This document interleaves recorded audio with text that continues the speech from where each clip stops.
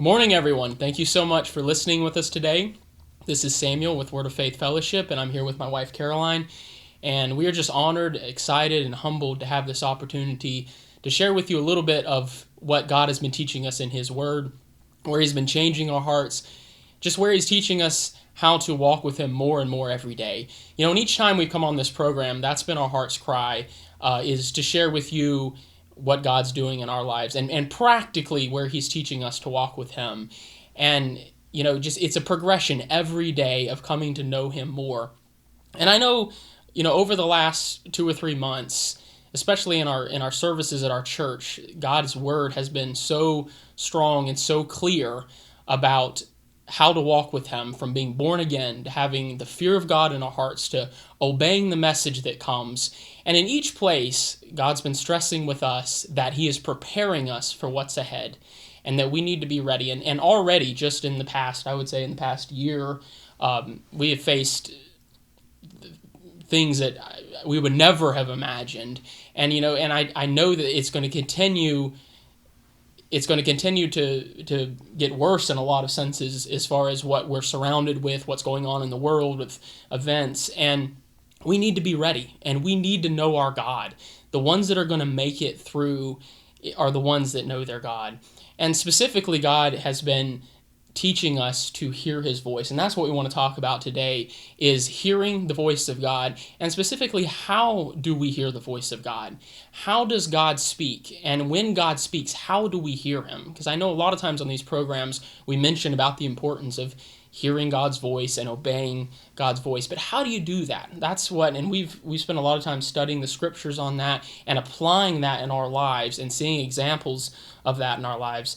And I want to start in John chapter 10 because I always go back to what Jesus taught us. Jesus was our example, and He taught us so much about how He wants us to live. And not just taught us, but the example of His life was that he set while He was here on the earth for how we should live. I mean, one of the foundation scriptures that we always go back to in our church is John 5:30, where Jesus said He could do nothing of Himself, but only as the voice came to Him could He make a decision.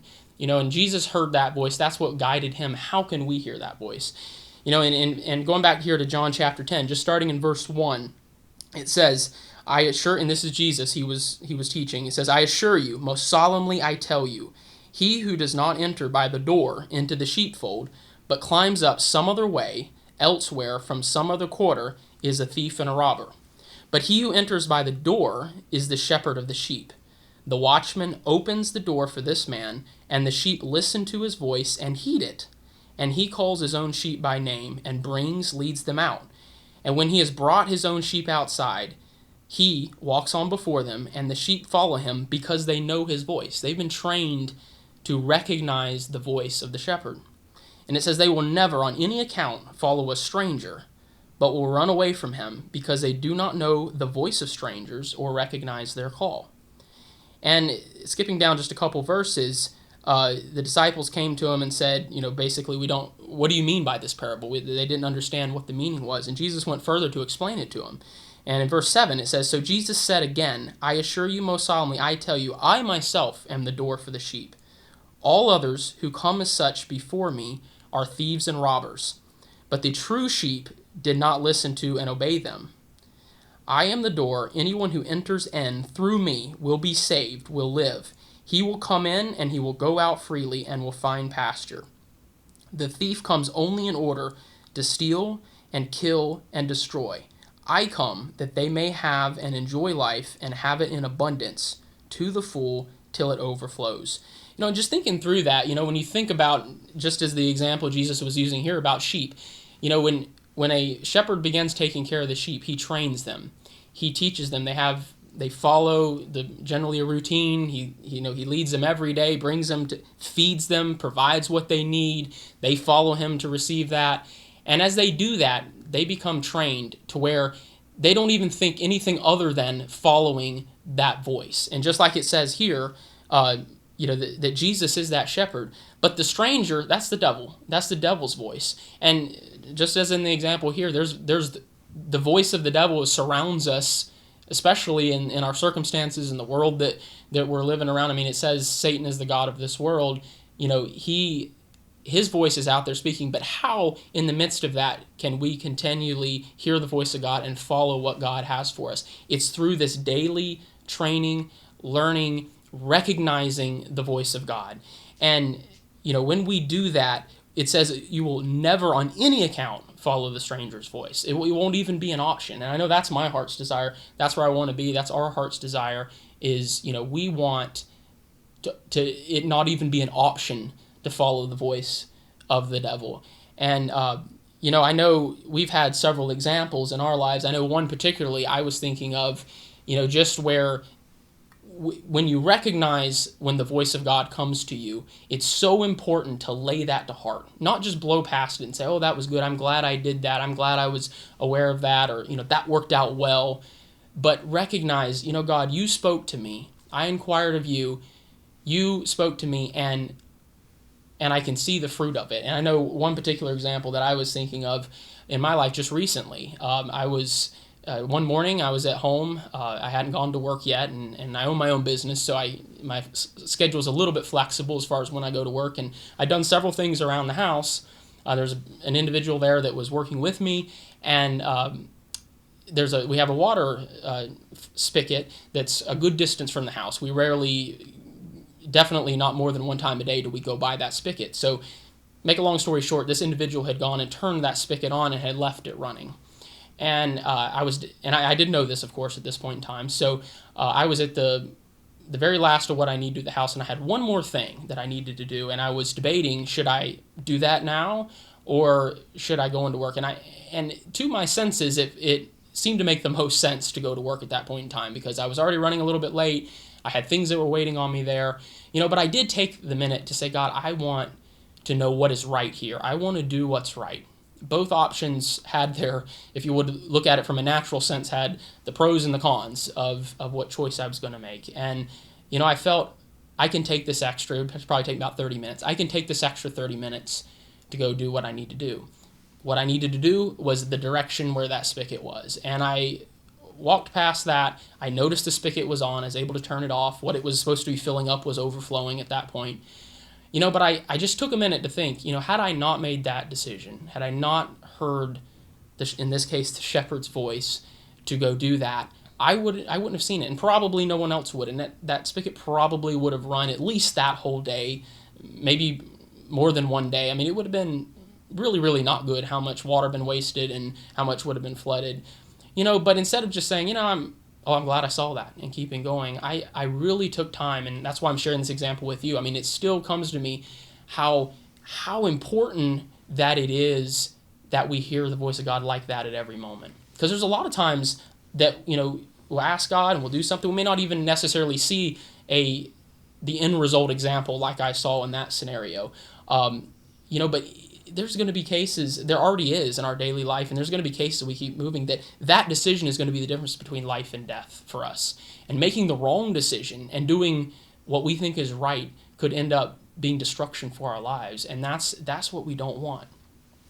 Yes, and as we were discussing about this, I had a good example just a few days ago, actually, that I would like to share.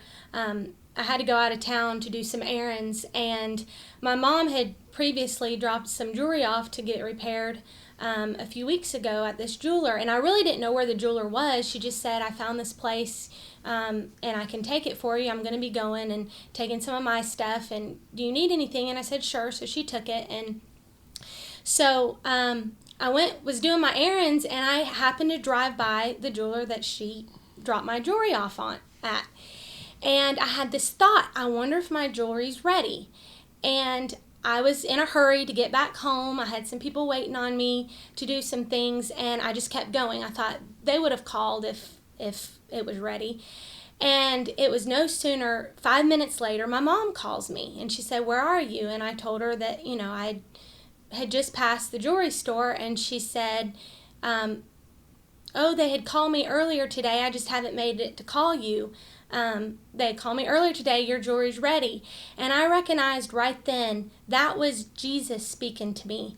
And I stopped and I repented. I said, Jesus, forgive me for not obeying your voice. How many times do we hear it and we think, oh, that's just a thought, or we brush it off, or we're too busy where we don't even stop and recognize that's Jesus telling us.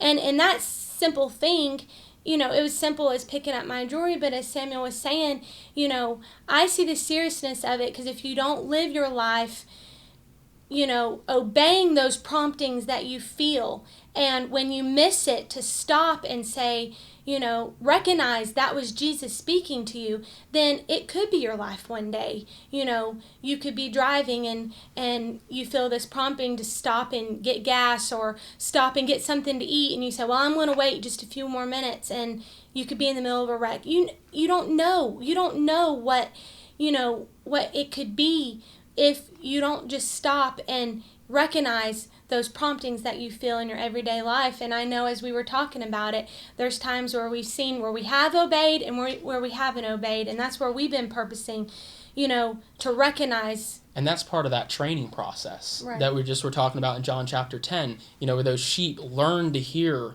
the voice of their shepherd. That's how we learn, and that's just right. like you're saying, the times when, like in the example I gave, and believe me, that's not always the case in my life. I'm purposing for it to be.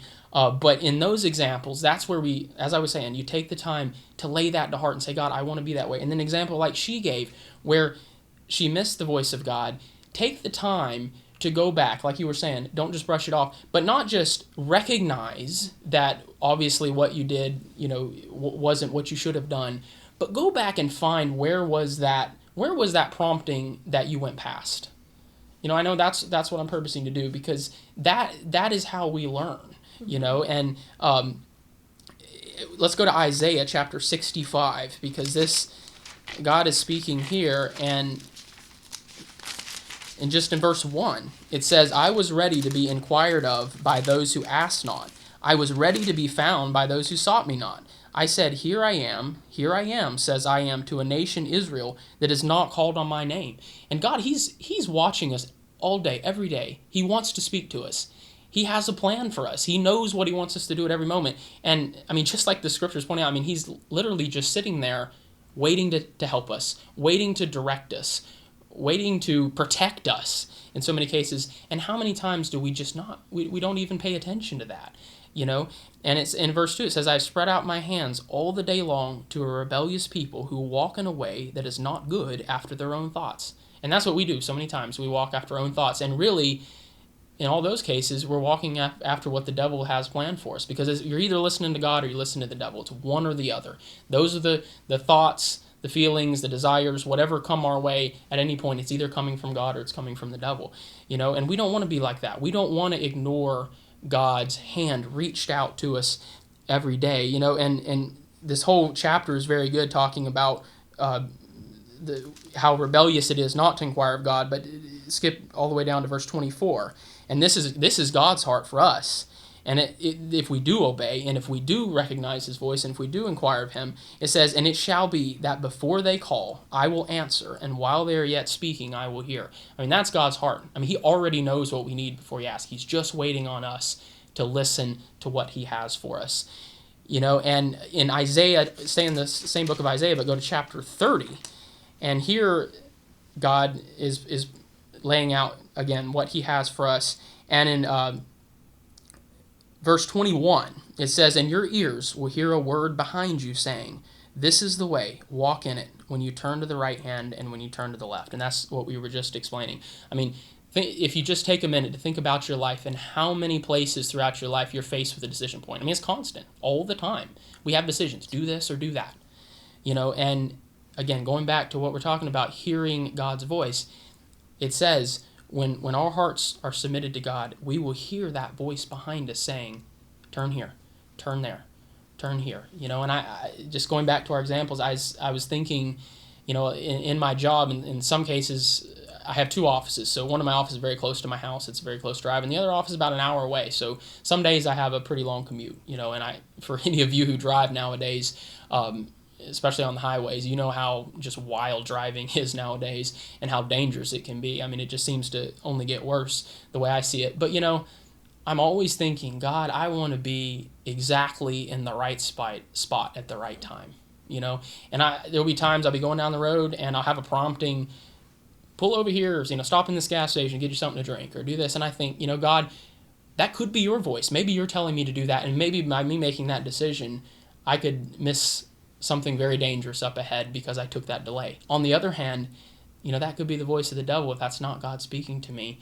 And it could put me directly in the middle of something. Right. Again, how do you know the difference? It's through this everyday training that we go through and becoming those sheep that hear the voice of their shepherd and they don't follow the voice of the stranger. And whenever you hear God's voice, and I know in verse 18, in verse 18 it says, "And therefore the Lord earnestly waits, expecting and looking and longing to be gracious to you." It's the same as where he just read in Isaiah 65. He's waiting there. He's waiting for us to ask him, for us to seek him.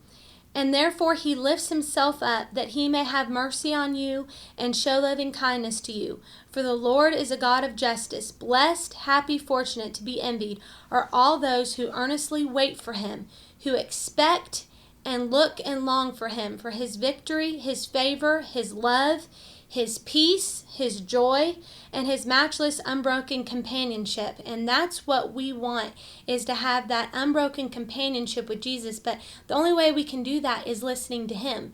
If we, ask God, what do you want me to do? And then we go our day and do what we want to do, then we're not going to have that companionship with him.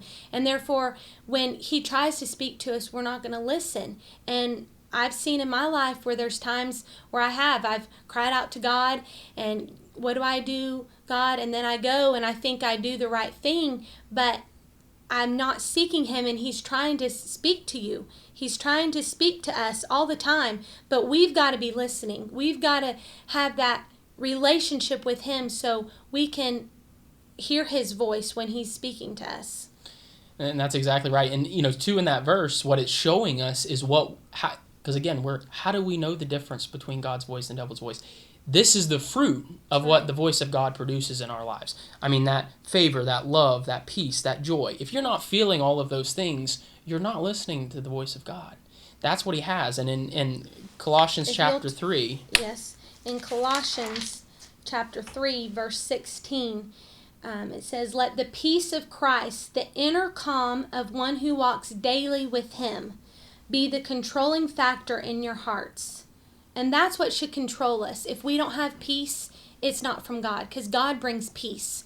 Like we just read in Isaiah, it's his peace, his favor, his love. If we're not experiencing these things in our life, then what we're hearing and what we're listening to is not from God. It says, "Deciding and settling all questions that arise." I know we all go through things throughout our everyday life. Should we, like Samuel was saying, should we do this? Should we not? Should we go here? Should we not? What should I do now? And that peace that we feel in our heart, that Jesus will bring when he speaks to us.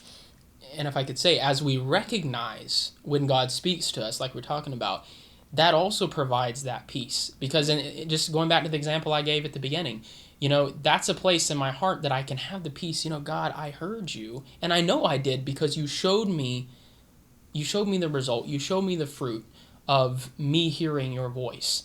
And that shows you what that feeling of peace is in your heart. And then you can use that as your measuring tool, basically, for lack of better words, to know, are you on the right course or not? Right. Because you know what that peace felt like. You know when you heard God's voice, and you know what the peace felt like. And if you're, again, like I just said a few minutes ago, if you're not feeling that, stop and say, "God, I'm not hearing you right now. I need to hear you. Show me your way." And he's waiting there. He's waiting there to respond to our cry. And it says, "Let the spoken word of Christ have its home within you, dwelling in your hearts and mind, permeating every aspect of your being, as you teach spiritual things and admonish and train others with all wisdom, singing psalms and hymns and spiritual songs with thankfulness in your hearts to God." And that's what God will give us. And there's another scripture that's really dear to my heart, in John 14:27, that goes along with this, and it says, "Peace I leave with you, my perfect peace I give to you." That's what Jesus has for us. And that's the controlling factor. in our lives, if we turn to Him and we seek Him, like I said, if you don't feel that peace, cry out to Jesus. He will bring you peace. And you know, if you don't feel peace, then it's not Jesus speaking to you. It's that stranger's voice. And it says, "Not as the world gives, do I give to you. Do not let your hearts be troubled, nor let it be afraid. Let my perfect peace calm you in every circumstance and give you courage and strength for every challenge." And God has the answer for every circumstance, every challenge that me and you will ever go through. He has the answer, but we just need to cry out to Him and have our hearts and our ears open to hear His voice when He speaks to us. Yes, and there's one example in the Bible that I want to use that, as I've been studying this and letting God work in my heart, has just been it's just been coming to me. And I think there's a very important key here to teach us. And this is in 1 Kings chapter 19, and it's the prophet Elijah. And there's a lot of background here, but basically Elijah was obeying what God had told him to do, and God had told him to do some pretty difficult things from a man's standpoint, as far as he was coming up against the leaders of the nation and the idols that they were worshiping and everything. And bottom line, by this point, he had gotten pretty in a good bit of despair. At this point, he had run away from the country because the Jezebel, which was the queen of Israel at that time, had murdered a lot of the prophets, and he was afraid. And starting in verse 11, Elijah was hiding in a cave at this point, and it says, "And God said, 'Go out and stand on the mount.'" He told Elijah this, "Go out and stand on the mount before the Lord. And behold, the Lord passed by, and a great and strong wind rent the mountains and broke in pieces the rocks before the Lord." It says, "But the Lord was not in the wind. And after the wind, an earthquake. But the Lord was not in the earthquake. And after the earthquake, a fire. But the Lord was not in the fire. But after all that," it says, "and after the fire, a sound of a gentle stillness and a still small voice." And then from there, God spoke to Elijah and told him what he needed to strengthen his heart, basically. But reading through that, I just think it's amazing how God spoke to him. I mean, he sent that fire, that earthquake, those were earth-shattering events that happened. But it's interesting. It says after each one of those, it says, "But God was not in those." I just thought about our lives and how that applies in our lives. I mean, how much especially nowadays, are we surrounded by so much turmoil? I mean, the news is just constant. This is happening, that's happening. You need to do this, don't do this, or be afraid of this. We're surrounded by that noise constantly. But that's what I kept hearing, but God's not in any of that. But so many people are drawn away by all of what they're hearing, and they're so caught up in what they're hearing. And if Elijah had done this in this passage, he would have missed the voice of God, because it was after all that God came in that still small voice. And that's just put a real desire in my heart, and applying all of this that we've been learning here about how to hear the voice of God. But I want to be keen enough that despite any of the circumstances that I'm in every single day, I can hear that still small voice. Because so many times, going back to how does God speak to us, that's the way he speaks to us. We've been talking about those promptings. It can be an audible voice. You could hear the voice of God. I mean, God can speak in many different ways, but that's not usually how it is. Usually it's, as you're going through your day, it's do this, do that. And like we said, many times we don't stop and listen to that, and we go beyond that. But it's that still small voice that's right there. And I want that work so done in my heart that it doesn't matter what kind of, again, earth-shattering things are going on around me, I won't miss that still small voice of God trying to speak to me. And also in Proverbs, just talking about, going back to where Caroline was talking just a few minutes ago about when we're faced with those decisions. In Proverbs chapter 16, very simple scripture, but it's powerful. It says, "There is a way that seems right to a man and appears straight before him, but at the end of it is the way of death."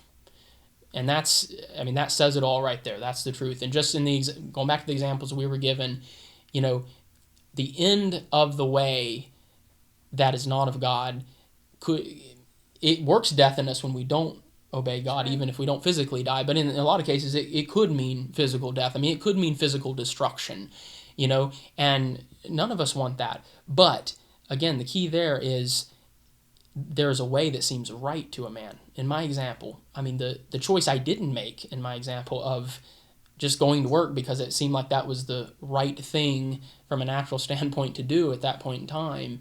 That was the way that seemed right to me, but at the end of that way, there would have been some degree of destruction, because I wouldn't have noticed what I needed to do at that point. So we don't want to go with what seems right. There's a saying that goes out there that God's given you a mind, you need to use it. No, God's given us the capacity to hear his voice and obey. That's what God's given us. And we use our mind to do as part of doing that, but it's to hear what he has for us, not what we think is right, as we go through our day. And I want to go to Hebrews chapter 3 and start in verse 7 there, because again, just as we're looking overall at how we hear the voice of God, and the importance of learning in our everyday lives of when God speaks to us. It says in verse 7, it says, "Therefore, as the Holy Spirit says, today, if you will hear God's voice, do not harden your hearts, as happened in the rebellion of Israel and their provocation and embitterment of me in the day of testing in the wilderness. And when your fathers tried my patience, tested my forbearance, and found I stood their test, and they saw my works for 40 years. And there, when we don't take the time to recognize when God's speaking to us, when we don't take the time to lay to heart what God is telling us on a daily basis, we actually are hardening our hearts. It's not just that we're not training ourselves to hear God, but we're making it more difficult for us to hear God's voice. You just move on past those promptings that tell you when we're at those crossroads and it says either turn to the right hand or turn to the left, and we make our own decisions. We don't listen to what God's telling us. We harden our hearts. And next time that God speaks to us, it becomes harder and harder and harder to hear. It's so important that we don't let our hearts become that way. And it's using the Israelites as the example here of those who did that, and they're an example for us today. And the end result for them, if you read through the rest of the verses there, is they weren't able to enter into the rest that God had for them, that peace that we talked about earlier.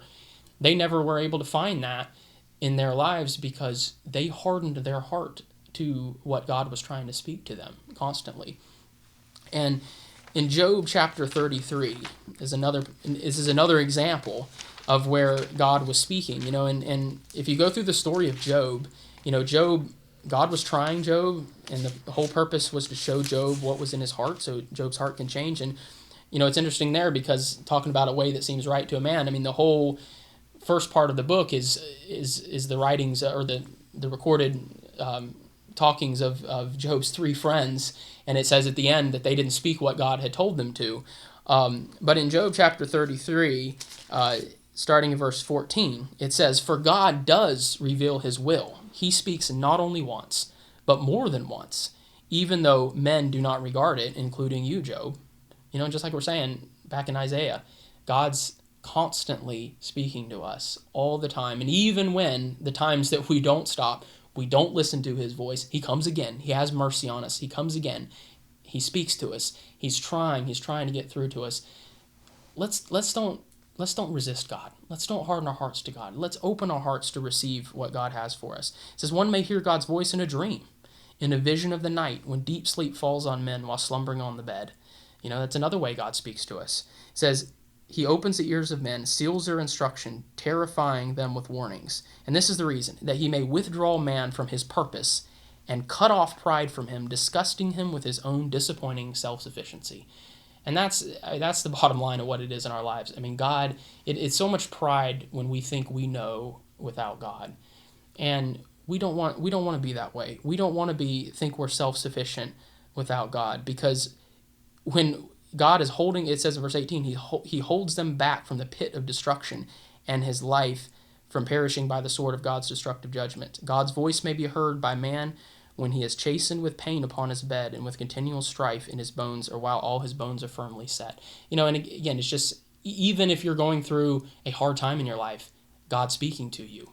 There's a purpose for that. God wants to change your life. Anything we're going through, whether it seems good or it seems bad, God is speaking. And again, just as we wrap up today, that's our heart's desire. I want to know God's voice. I want to be responsive to his voice in my life. And I hope that's your heart's cry. And I hope this has helped you today to recognize those places in your life where God speaks, so that you can walk with him just like we're purposing to. And again, we thank you so much for listening. It's been such an honor to spend this a little bit of time today with you. You can visit us on our website, wordoffaithfellowship.org. You can listen to any of our radio programs there. We're with you every Monday, Wednesday, Friday from 8:30 to 9 a.m. on WCAB. Thank you so much, and have a blessed day.